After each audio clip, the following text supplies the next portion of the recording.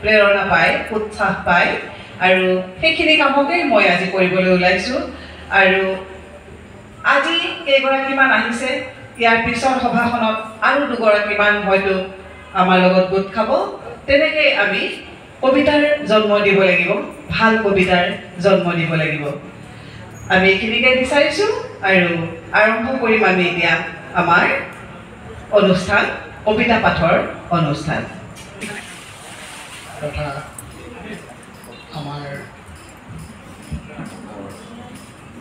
ইয়াত উপস্থিত কবিসকল, আপোনালোকৰ যি কবিতা পাঠ কৰিব অথবা আবৃত্তি কৰিব, দুই এটা আবৃত্তি হ'লে ভাল হয়।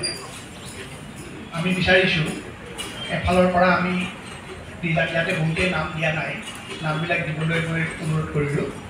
10জন মাত্ৰ উপসভাপতি মহোদয় আৰু এই অনুষ্ঠানটো চলাবলৈ দিয়া সঞ্চালিকা মহোদয় আৰু লগতে ৰাজ সমিতিৰ বিকল্প বিয়াসকল, মই এটি আপোনালোকলৈ কবিতা লিখি আনিছোঁ। কবিতাটি হয়তো ভুলভ্ৰান্তি হ'ব পাৰে, মই পাঠ কৰি শুনা তাৰ কাৰণে ক্ষমা কৰোঁ। কবিতাটিৰ নাম হৈছে আজলি হৰিণী। আমাৰ আজলি হৰিণী ভাত খাবলৈ দেখিবলৈ বোৱানী, এফালে বাঘে টানে এফালে সাপে টানে, হৰিণীৰ ইননি বিননি আই মোক খালে হৈ কিহে পাইছে তোক, গাঁৱৰে দেখা সুঠাম সুস্বাস্থ্য, ভাবিছিলোঁ তালৈ ময়ে যাম,